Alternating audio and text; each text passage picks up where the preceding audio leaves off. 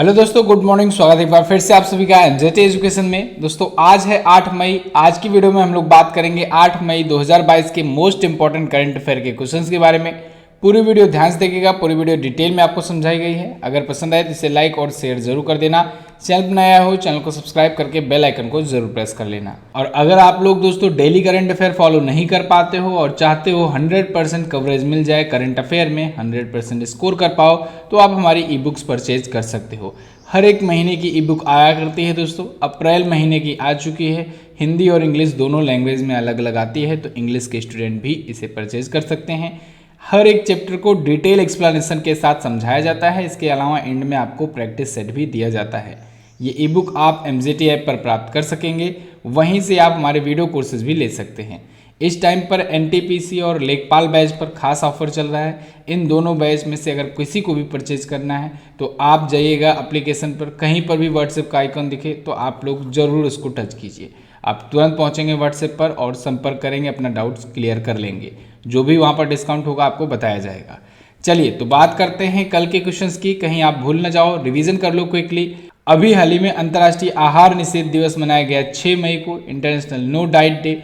Indian air force के नए महानिदेशक बने हैं एयर मार्शल संजीव कपूर। और वहीं पश्चिम बंगाल ने आपूर्ति श्रृंखला ऑपरेटरों का ब्रिज बनाने के लिए फ्लिपकार्ट के साथ समझौता किया है। और कोचीन शिपयार्ड लिमिटेड ने भारत का पहला घरेलू हाइड्रोजन ईंधन वाला इलेक्ट्रिक पोत बनाया हुआ है। वहीं तमिलनाडु ने दोस्तों, तमिलनाडु में enterprise India national for coir conclave 2022 का उद्घाटन किया गया है। इसरो ने दोस्तों शुक्र मिशन की घोषणा कर दी हुई है कि वो दिसंबर 2024 तक शुक्र मिशन अपना लॉन्च करेगा। महाराष्ट्र राज्य सरकार ने जेल में रहने वाले कैदियों के लिए जीवला योजना लॉन्च की हुई है। इसके तहत जेल के कैदियों को 50,000 रुपये तक का लोन दिया जाएगा। भारत 2021 में मेडिकल इन्फ्लेशन में एशियाई कंट्रीज में सबसे ऊपर है। सबसे ज़्यादा मेडिकल इन्फ्लेशन भारत की है। अभी हाल ही में अनुराग सिंह ठाकुर जी, जो कि केंद्रीय मंत्री हैं, इन्होंने दुनिया के सबसे बड़ी फिल्म बहाली परियोजना की घोषणा करी हुई है। और वहीं कृष्ण कुमार एडाथिल और निखिल देशपांडे दोनों भारतीय मूल के हैं। इन दोनों को top 50 IT leaders of the years में शामिल किया गया है। तो ये तो कल के क्वेश्चन थे जिनका आपने क्विकली रिवीजन किया। कल मैंने आपसे 2 क्वेश्चन पूछे हुए थे, उनका आंसर देख लीजिए। Times Higher Education Impact Ranking में पहले स्थान पर कौन है? तो ऑस्ट्रेलिया की यूनिवर्सिटी है। भारत का स्थान चौथा है। United Nation Food and Agriculture Organization की स्थापना 1945 में हुई थी 16 अक्टूबर को, और इसी वजह से 16 अक्टूबर को विश्व खाद्य दिवस मनाते हैं। आज की वीडियो में हम लोग जानेंगे विश्व खाद्य पुरस्कार किसे मिला, इसी दिन दिया जाता है। क्लियर है? तो इन दोनों क्वेश्चंस के बारे में बहुत सारे लोगों ने डिटेल्स के साथ आंसर किया था। देखो दोस्तों, आजकल आप लोग आंसर्स करने में भी कंजूसी कर रहे हो। पहले क्या होता था कि लगभग सभी लोग डिटेल्स के साथ आंसर किया करते थे। अब आजकल देखता हूँ कि 3 से 4 लोग वही लोग होते हैं जो रोज़ाना आंसर करते हैं, वही लोग डेली आंसर करते हैं, बाकी लोग नहीं आंसर करते हो। आंसर किया करो, लिखोगे। अगर 2 मिनट यहाँ पर इन्वेस्ट करोगे, उस टाइम का 2 मिनट में आप जो पॉइंट आपके माइंड में रिवाइज करके रिमाइंड करके उसको लिखोगे, वो पॉइंट आपका हमेशा के लिए याद हो जाएगा। तो आप लोग लिखा जरूर करो। चलिए बात करते हैं दोस्तों आज के दिन के पहले क्वेश्चन की। पहला क्वेश्चन है, किस राज्य सरकार द्वारा देश की पहली आदिवासी स्वास्थ्य वेधशाला का निर्माण किया जाएगा? तो दोस्तों ये ओडिशा के द्वारा की जाने की घोषणा करी गई है। देश की पहली आदिवासी स्वास्थ्य वेधशाला होगी ये, और इसे हम लोग ट्राई होप के नाम से जानेंगे। ठीक है, शॉर्ट फॉर्म में ट्राई होप कहेंगे, और वैसे तो इसका फुल फॉर्म होगा ट्राइबल हेल्थ ऑब्जर्वेटरी। भारत की ये पहली होगी आदिवासी स्वास्थ्य वेधशाला। ओडिशा ने दोस्तों इसको स्थापित करने की घोषणा करी है। इसके तहत इसका उद्देश्य होगा कि एक प्रभावी साक्ष्य आधारित और नीति उन्मुख केंद्र स्थापित किया जाए। अब उड़ीसा आया हुआ है, तो उड़ीसा से संबंधित कुछ प्रश्नों का हम लोग कर लेते हैं रिवीजन, क्योंकि रिवीजन है बहुत ज़्यादा जरूरी। भारत का पहला skill India international centre Orissa में स्थापित किया गया।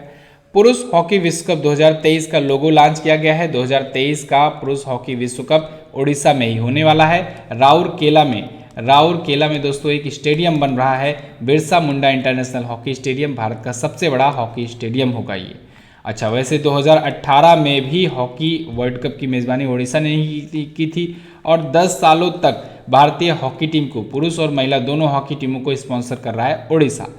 इसके अलावा भाई पखाल दिवस यहाँ पर मनाया गया। पखाल दिवस के अलावा आप बाली यात्रा महोत्सव याद रखेंगे। बाली यात्रा महोत्सव याद रखेंगे, ठीक है ना। इसके अलावा धनु यात्रा महोत्सव याद रखेंगे। पुरी जगन्नाथ मंदिर यहाँ पर है तो पूरी रथ यात्रा निकलती है यहाँ पर, क्लियर है। मिशन इंद्रधनुष के तहत भारत में पूर्ण टीकाकरण की सूची में शीर्ष राज्य बना था और भुवनेश्वर जिला जो है ये 100% कोविड वैक्सीनेशन वाला पहला जिला बना था, क्लियर है। मछली उत्पादन को बढ़ावा देने के लिए नाबार्ड के साथ अभी हाल ही में ओडिशा ने साझेदारी करी हुई है। तो इतना पॉइंट आपको ओडिशा से पता होना चाहिए करंट अफेयर का। स्टैटिक्स देख लीजिए, उड़ीसा यहाँ पर आपको दिखेगा मैप में, इंडिया के मैप में। भुवनेश्वर यहाँ की राजधानी है। नवीन पटनायक जी दोस्तों यहाँ के सीएम हैं। ये बीजेडी पार्टी से, बीजू जनता दल पार्टी से हैं। प्रोफेसर गणेशी लाल जी यहाँ के गवर्नर हैं। जस्टिस एस मुरलीधर यहाँ के हैं चीफ जस्टिस। चिल्का झील, ये दोस्तों भारत की सबसे पहली रामसर साइट चुनी गई थी और भारत की सबसे बड़ी ये खारे पानी की झील है। अंशुपा झील, कांजिया झील भी यहाँ पर है। Simlipal National Park, Nandankanan Zoological Park, Chandaka Hathi Vihar, ये प्रमुख नेशनल पार्क हैं। कटक जगन्नाथ मंदिर, कोणार्क का सूर्य मंदिर, पारादीप प्रमुख चर्चित स्थल हैं। टाइम मिले तो घूम आना। 1 अप्रैल को दोस्तों ओडिशा दिवस या ओडिशा स्थापना दिवस या उत्कल दिवस मनाया जाता है 1 अप्रैल को। क्यों? क्योंकि 1 अप्रैल 1936 को उड़ीसा बंगाल और बिहार से अलग हुआ था। उड़ीसा अपना बॉर्डर देखिए, ये बंगाल से शेयर करता है, झारखंड से शेयर करता है, छत्तीसगढ़ से और आंध्र प्रदेश से शेयर किया करता है। क्लियर है इतना? आगे देखते हैं। हाल ही में टाटा मोटर्स के अतिरिक्त निदेशक के रूप में किसे नियुक्त किया गया? तो टाटा मोटर्स के अतिरिक्त निदेशक दोस्तों बन गए हैं ओम प्रकाश भट्ट। ओम प्रकाश भट्ट इससे पहले भी नियुक्त किए गए थे। 5 साल का इन्होंने अपना कार्यकाल पूरा किया और अभी दोबारा से ये नियुक्त कर दिए गए हैं। अच्छा, ओम प्रकाश भट्ट जी दोस्तों ये एसबीआई के चेयरमैन रह चुके हैं। तो एसबीआई के पूर्व चेयरमैन ओम प्रकाश भट्ट। कमेंट करके बताओ वर्तमान में एसबीआई के चेयरमैन कौन है? अच्छा, टाटा मोटर्स ने दूसरी बार इनका कार्यकाल शुरू कर दिया है 9 मई से। तो 9 मई 2022 से अगले 5 सालों के लिए होंगे ये। टाटा मोटर्स की स्थापना 1945 में करी गई थी जमशेद जी टाटा जी के द्वारा। मुंबई में हेडक्वार्टर है इसका। चेयरमैन है नटराजन चंद्रशेखरन। टाटा सन्स के यही चेयरमैन है। अगला देखते हैं। हाल ही में नासा के किस वैज्ञानिक को विश्व खाद्य पुरस्कार 2022 से सम्मानित किया गया? तो अभी हाल ही में नासा की एक साइंटिस्ट है सिंथिया रोसेनवेग। तो सिंथिया रोसेनवेग को दोस्तों सम्मानित किया गया है विश्व खाद्य पुरस्कार से। और विश्व खाद्य पुरस्कार जैसा कि मैंने आपको शुरुआत में ही बताया, विश्व खाद्य दिवस के दिन मनाया जाता है। और विश्व खाद्य दिवस 16 अक्टूबर को क्यों मनाया जाता है? क्योंकि इसी दिन 16 अक्टूबर को 1945 में विश्व खाद्य संगठन या कहें कि यूनाइटेड नेशन का फूड एंड एग्रीकल्चर ऑर्गेनाइजेशन की स्थापना हुई थी। क्लियर है? तो विश्व खाद्य एवं कृषि संगठन की स्थापना हुई थी। तो इनको फिलहाल $2,50,000 का पुरस्कार राशि मिला हुआ है। ये नासा की क्लाइमेट रिसर्च साइंटिस्ट हैं। इनको अवार्ड इसलिए दिया गया है क्योंकि इन्होंने दुनिया भर को ये समझाया है कि वैश्विक खाद्य उत्पादन जो है वो किस प्रकार से क्लाइमेट चेंज के अनुकूल होना चाहिए और किस प्रकार से क्लाइमेट चेंजेस को भी इफेक्ट कर सकती है। ये नासा के वैज्ञानिक है। तो नासा के बारे में जान लीजिए। 1958 में इसकी स्थापना हुई थी। वाशिंगटन डीसी में हेडक्वार्टर है और बिल नेल्सन इसके नए हैं अध्यक्ष। यहाँ पर भी आप देख पाएंगे नासा का फुल फॉर्म होता है national aeronautics and space administration. ये अमेरिका की दोस्तों स्पेस एजेंसी है।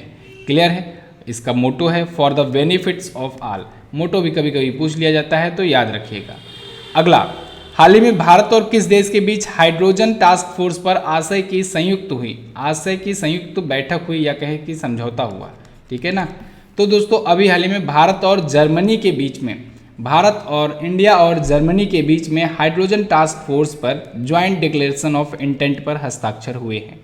भारत की तरफ से केंद्रीय ऊर्जा नवीन और नवीनीकरण मंत्री आर.के. सिंह जी थे और वहीं जर्मनी की तरफ से सेम इसी पद पर दोस्तों वहाँ के आर्थिक और जलवायु परिवर्तन मंत्री डॉक्टर रॉबर्ट हिबेक थे। तो इन दोनों के बीच में ये हस्ताक्षर हुए हैं। भारत दोस्तों राष्ट्रीय हरित हाइड्रोजन मिशन चला रहा है और इस मिशन के तहत भारत कोशिश कर रहा है कि ज़्यादा से ज़्यादा हम लोग ईंधन के रूप में हाइड्रोजन का यूज करें। हाइड्रोजन को भविष्य का ईंधन कहा जाता है, ये आप सब जानते हो। कारण ये है कि ये CO2 का एमिशन नहीं करता है, कार्बन डाइऑक्साइड का एमिशन नहीं करता है, जिससे क्लाइमेट चेंजेस को इफेक्ट नहीं पड़ता है। तो इस वजह से भारत इस मिशन के तहत दोस्तों लगा पड़ा हुआ है। तरह तरह की चीज़ें आपने अभी देखा, कल की भी वीडियो में आपको बताया था कि एक पोत हाइड्रोजन आधारित लॉन्च किया गया है, ठीक है। तो ये सारी चीज़ें भारत कर ही रहा है। अब इसमें जर्मनी भी पीछे नहीं है, जर्मनी ने ही तो इसकी शुरुआत करी हुई थी। आपको अगर याद होगा 2018 में दुनिया की पहली हाइड्रोजन से चलने वाली ट्रेन का उद्घाटन जर्मनी ने ही किया था, ठीक है ना। तो जर्मनी भी ये हाइड्रोजन को बहुत तेज़ी से बढ़ावा दे रहा है। तो अब दोनों के बीच में ये हस्ताक्षर हुआ, दोनों मिलजुल करके इस पर काम करेंगे। भारत ने 2030 तक लक्ष्य अपना बनाया हुआ है कि भारत जो है वो गैर जीवाश्म ईंधन का 500 गीगावाट प्रोडक्शन का क्षमता हासिल करेगा। तो इसका लक्ष्य बनाया है भारत ने। अब देखना है कि कब तक ये लक्ष्य पूरा होता है। फिलहाल जर्मनी के बारे में हम लोग बात करेंगे। जर्मनी जो दोस्तों एक यूरोपियन कंट्री है। ओलाफ स्कोल्ज इसके करंट टाइम पर चांसलर हैं। ये आए हैं एंजेला मार्केल जी की जगह पर, नए चांसलर हैं। इनका नाम आपको याद रखना है। बर्लिन राजधानी, यूरो करेंसी है इसकी, ठीक है ना। और बुखारेस्ट इसका जो है वो है संसद का नाम। यहाँ पर आप मैप में देखोगे तो ये यूरोप है पूरा। अब इस यूरोप में यहाँ पर है जर्मनी, यहाँ पर जो कंट्री है ये है जर्मनी। चलिए अब अगला देखते हैं। हाल ही में 24वें मूक बधिर ओलंपिक में धनुष श्रीकांत ने कौन सा मेडल जीता? तो दोस्तों भारत के धनुष श्रीकांत ने गोल्ड मेडल जीता हुआ है। अभी 24वां मूक बधिर ओलंपिक चल रहा है। मूक बधिर ओलंपिक को दोस्तों हम लोग डीफ ओलंपिक के नाम से जानते हैं। तो ये जो डीफ ओलंपिक था इसका 24वां संस्करण अभी ब्राजील में चल रहा है और इसमें इन्होंने जीत लिया है, धनुष श्रीकांत ने जीत लिया है गोल्ड मेडल। धनुष श्रीकांत दोस्तों ये निशानेबाज हैं और इन्होंने पुरुषों की 10 मीटर एयर राइफल प्रतियोगिता में गोल्ड जीता हुआ है। अच्छा, इनके साथ साथ एक और निशानेबाज हैं सौर्य सैनी, इन्होंने ब्रॉन्ज मेडल जीता हुआ है। क्लियर है। अच्छा, ये कहाँ पर आयोजित हो रहा है? ब्राजील के काक्सियास डो सूल में आयोजित हो रहा है। ब्राजील के ही रियो में दोस्तों 2016 वाला ओलंपिक हुआ था, ये भी आपको याद होना चाहिए। भारत में अभी देखिए बैडमिंटन टीम जो है मूक बधिर में, इसने भी एक गोल्ड जीता हुआ है। तो 2 गोल्ड हो गए भारत के अभी तक, 1 ब्रॉन्ज मेडल हो गए, ठीक है। तो भारतीय बैडमिंटन टीम भी गोल्ड मेडल जीती है जापान को हरा करके, ये भी इंपॉर्टेंट पॉइंट है, याद रखेंगे आप। अगला, हाल ही में हुई घोषणा के अनुसार माइंडट्री का किस कंपनी में विलय होगा? तो माइंडट्री जो है ये L&T इन्फोटेक में विलय करने जा रही है। तो माइंडट्री L&T इन्फोटेक दोनों कंपनियां विलय हो जाएंगी, या कहे कि माइंडट्री का विलय हो गया है L&T इन्फोटेक में, यानी कि ये छोटी कंपनी थी और ये जा करके LTI में मिल गई। तो अब इसका नाम होगा LTI माइंडट्री और इसके नए प्रमुख बनाए गए देबाशीष चटर्जी। देबाशीष चटर्जी इससे पहले माइंडट्री के प्रमुख हुआ करते थे, लेकिन अब इनको ये दोनों संयुक्त उद्यम का प्रमुख बनाया जाएगा क्योंकि दोनों कंपनियों ने विलय कर लिया है। L&T इन्फोटेक जो है दोस्तों ये लार्सन एंड टुब्रो ग्रुप का ही हिस्सा है। लार्सन एंड टुब्रो कंपनी आप जानते हो, वही कंपनी है L&T जिसने स्टैचू ऑफ यूनिटी बनाया हुआ है और भारत के बहुत बड़े बड़े प्रोजेक्ट्स में इसका हाथ है। तो उसी की जो IT कंपनी है, एक प्रकार से कहते हैं इन्फोटेक कंपनी है L&T, उसमें माइंडट्री का विलय हुआ है। क्लियर। अभी LTI के MD और CEO जो थे संजय जालोन, इन्होंने इस्तीफा दे दिया था कुछ दिनों पहले। यही कारण है कि इस छोटी वाली कंपनी के प्रमुख इसके ओवरऑल इंडस्ट्री के प्रमुख बनाए गए, वरना बहुत ज़्यादा चांसेस था कि संजय जालोन को बनाया जाता। फिलहाल अगला देखते हैं। हाल ही में किसने जीतो कनेक्ट 2022 के उद्घाटन सत्र को संबोधित किया? तो अभी हाल ही में जीतो कनेक्ट 2022 का उद्घाटन किया है दोस्तों प्राइम मिनिस्टर नरेंद्र मोदी जी ने। इन्होंने उद्घाटन किया, साथ ही साथ उद्घाटन सत्र को संबोधित भी किया। जीतो कनेक्ट है क्या? जीतो कनेक्ट दोस्तों दुनिया भर में जो जैन धर्म के अनुयायी हैं, जैन धर्म को मानने वाले हैं, उनको कनेक्ट करने के लिए एक सम्मेलन था, एक कार्यक्रम था। ये 3 दिवसीय कार्यक्रम था, 6 से 8 मई के बीच में आयोजित हुआ, पुणे महाराष्ट्र में आयोजित हुआ। तो जीतो है जो एक संगठन है, संगठन का नाम है जिसके तहत जैनियों को कनेक्ट किया जाता है। दुनिया भर के जैन इसमें जुड़े रहते हैं, ठीक है, जैन धर्म के जो लोग होते हैं। तो इन्हीं को कनेक्ट करने के लिए प्राइम मिनिस्टर मोदी जी ने जीतो कनेक्ट 2022 का उद्घाटन किया है इस कार्यक्रम का। अभी अगर आपको याद हो, प्राइम मिनिस्टर नरेंद्र मोदी जी 3 देशों की यात्रा पर गए हुए थे, जर्मनी, फ्रांस और डेनमार्क। ये 3 देशों के नाम भी आप याद रखेंगे। अगला, हाल ही में किस राज्य सरकार ने नेथन्ना बीमा योजना के तहत बीमा कवरेज का विस्तार किया है? तो अभी हाल ही में तेलंगाना सरकार ने नेथन्ना बीमा योजना के तहत बीमा कवरेज का विस्तार किया है, खास करके बुनकरों के लिए। अब देखिए ये क्वेश्चन कैसे बनेगा। ये क्वेश्चन ऐसे बनेगा कि नेथन्ना बीमा योजना किस राज्य सरकार की योजना है? तो देखिए अभी ये योजना शुरू नहीं हुई है, ये योजना बहुत पहले से ही शुरू हुई है, बहुत पहले से चल भी रही है, लेकिन अभी इसमें क्योंकि चर्चे में आई है इस वजह से यहाँ से क्वेश्चंस बनेंगे कि नेथन्ना बीमा योजना किस राज्य की है, तो आप बताएंगे तेलंगाना की है। इसके तहत दोस्तों बुनकरों की बीमा राशि बढ़ाई गई है। बुनकरों का जो बीमा था, बीमा योजना, बीमा कवरेज, वो बढ़ा दिया गया है, उसको भी अब 5 लाख रुपए कर दिया है। और 5 लाख रुपए ही इससे पहले केवल किसानों वगैरह का हुआ करता था, ठीक है ना। तो किसानों की बीमा कवरेज के बराबर अब बुनकरों का भी बीमा कवरेज कर दिया गया है। किस प्रकार के बुनकर आएंगे, इसके तहत हथकरघा बुनकर और बिजली करघा बुनकर, यानी कि ऐसे हथकरघा बुनकर जो बिजली से चलने वाले उपकरणों के थ्रू अपना बुनकर का काम करते हैं, तो ऐसे बुनकरों का बीमा कवरेज भी बढ़ाया गया है। तो नेथन्ना बीमा योजना तेलंगाना की भी योजना है, बहुत इंपॉर्टेंट योजना है, याद रखेंगे आप। तेलंगाना आया है तो आप मैप में देख पाओगे, यहाँ पर है तेलंगाना। हैदराबाद इसकी कैपिटल है, पीवी सिंधु यहीं से हैं, पीवी सिंधु हैदराबाद से ही हैं। और भारत का पहला डॉग पार्क भी यहीं पर स्थापित किया गया था, ओपन रॉक म्यूजियम भी यहीं पर स्थापित किया गया है। के चंद्रशेखर राव दोस्तों टीआरएस पार्टी से यहाँ के सीएम हैं। तमिलिसाई सौंदरराजन यहाँ के governor, chief justice Satish Chandra Sharma. Hussain Sagar, निजाम सागर, भद्रकाली झील यहाँ की प्रमुख झीलें हैं, याद रखेंगे आप। चार मीनार, गोलकुंडा का किला, बिरला मंदिर यहीं पर है। तेलंगाना मैप में देख लो आप किससे किससे अपना बॉर्डर शेयर किया करता है। ये आंध्र प्रदेश से शेयर करता है, छत्तीसगढ़ से, महाराष्ट्र से और कर्नाटका से अपना बॉर्डर शेयर किया करता है। अगला देखते हैं, हाल ही में फाइजर ने किस आईआईटी संस्थान में वैश्विक दवा विकास केंद्र का उद्घाटन किया। तो अभी हाल ही में फाइजर ने आईआईटी मद्रास में दोस्तों वैश्विक दवा विकास केंद्र का उद्घाटन किया है। ये ना सिर्फ इंडिया में ऐसा पहला है, ये बल्कि एशिया में पहला ऐसा विकास केंद्र होगा, एक ग्लोबल ड्रग डेवलपमेंट सेंटर होगा जो फाइजर के द्वारा स्थापित किया जा रहा है। फाइजर आपको पता होगा दोस्तों, दवा बनाने वाली और वैक्सीन बनाने वाली एक कंपनी है। तो इसके द्वारा ये स्थापित किया गया है, कहाँ पर, आईआईटी मद्रास के कैंपस में, एशिया का पहला होगा। 61,000 स्क्वायर फीट में ये रिसर्च और टेक्नोलॉजी सेंटर स्थापित किया गया है। इस पर फाइजर $20 मिलियन का इन्वेस्टमेंट किया हुआ है। अगला देखते हैं, हाल ही में रेलटेल ने किसके साथ मिलकर विशाखापत्तनम में मोबाइल कंटेनर हॉस्पिटल का उद्घाटन किया है। तो रेलटेल ने अभी हाल ही में WHO के साथ मिलकर के, वर्ल्ड हेल्थ ऑर्गेनाइजेशन के साथ मिलकर के विशाखापत्तनम आंध्र प्रदेश में मोबाइल कंटेनर हॉस्पिटल का उद्घाटन किया हुआ है। तो मोबाइल कंटेनर हॉस्पिटल जो होगा एक प्रकार से तो समझ लो कि ये चलता फिरता एक हॉस्पिटल होगा, कंटेनर के रूप में चलता फिरता ये हॉस्पिटल होगा। इसे नाम दिया गया है हेल्थ क्लाउड और इसे RailTel corporation of India limited के द्वारा Andhra Pradesh made take zone के विशाखापत्तनम कैंपस में स्थापित किया गया है। Andhra Pradesh made take zone जो है ये दुनिया का पहला एकीकृत चिकित्सा उपकरण निर्माण केंद्र है। तो WHO Geneva, WHO innovation hub, इन दोनों के जो प्रमुख हैं लुइस एस जर्सनैप, इन्होंने इसका उद्घाटन किया हुआ है। तो अब इससे क्या होगा, इससे दोस्तों फ़ायदा ये होगा कि गांव-गांव में, घर घर में जा कर के हाईटेक जो हॉस्पिटल की फैसिलिटीज़ होंगी वो ग्रामीणों तक पहुंच सकेंगी, क्योंकि ये मोबाइल कंटेनर है, चलता फिरता कंटेनर हॉस्पिटल है। क्लियर है। तो रेलटेल और WHO ने मिलकर के ये किया है। WHO के बारे में अगर बात करें, आपको बताएं तो 7 अप्रैल को इसकी स्थापना हुई थी 1948 में। 7 अप्रैल को इसी वजह से विश्व स्वास्थ्य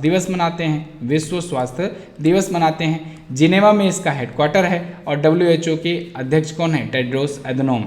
अभी दोस्तों WHO एक बार फिर से चर्चे में रहा था, क्योंकि इसने बताया था कि इंडिया ने कोविड से हुई मौतों के आंकड़ों में हेरफेर किया हुआ है, 10 गुना कम आंकड़े बताए हुए हैं। ना सिर्फ इंडिया बल्कि इन्होंने तमाम देशों को बताया, दुनिया भर के तमाम देशों ने अपने जो ओरिजिनल डेथ की रिपोर्ट है कोविड से वो गलत बताई हुई है। तो हालांकि इस रिपोर्ट को इंडिया ने से खारिज कर दिया है। इंडिया ने कहा है हमने जो रिपोर्ट बताई है वो बिल्कुल सही है, आपका कैलकुलेशन करने का जो तरीका है वो इंडिया के लिए लागू नहीं होता है। ठीक है, तो चलिए फिलहाल ये तो थे आज के दिन के टॉप 10 करंट अफेयर के क्वेश्चंस। आई होप आपको वीडियो आई होगी पसंद। अगर वीडियो आई है पसंद तो इसको लाइक और शेयर कर दो। फ्लिपकार्ट की स्थापना कब हुई ये आपको आज बताना है, और जीवला योजना के तहत दिए गए लोन को क्या कहते हैं, ये दोनों क्वेश्चन आप कमेंट बॉक्स में करके बताओ। और हाँ, शेयर कर दिया करो यार, आजकल आप लोग शेयर भी नहीं कर रहे हो और वीडियो को टाइम से देख भी नहीं रहे हो। वीडियो को टाइम से देख लिया करो, दिन भर में आप शाम वाम तक देखते हो, ठीक है ना। वीडियो कोशिश रहती है 7 से 7:30 के बीच में आ जाती है वीडियो, तो आप लोग वीडियो को जरूर देखा करो और उसके बाद इसको लाइक और शेयर भी कर दिया करो। अगर आप हमारे वीडियो कोर्स लेना चाहते हो तो आप जा करके एनरोल कर सकते हो। GK GS current affair special batch है आरआरबी एनटीपीसी सीबीटी 2 का। मैं गारंटी लेता हूं कि अगर आप इस बैच को ज्वाइन करते हो तो सीबीटी 2 में क्वालिफाई करने से आपको कोई रोक नहीं सकता है। अगर आपने मैथ और रीजनिंग संभाल लिया तो जीके जीएस आप हम पर छोड़ दो। आप जाकर के इसमें कोर्स में देखो क्या क्या चीज़ें आपको मिल रही हैं, तो अपने आप आपको लग जाएगा कि हाँ कंटेंट में दम है और आपको कैसे सिलेक्शन दिला सकता है। एमजेटी ऐप पर ये चीज़ें अवेलेबल मिलेंगी आपको। चलिए बस फिलहाल रखते हैं इतना ही वीडियो में दोस्तों। वीडियो को एंड तक देखने के लिए बहुत बहुत धन्यवाद। मिलेंगे अगली वीडियो में, तब तक के लिए नमस्कार, जय हिंद, वंदे मातरम।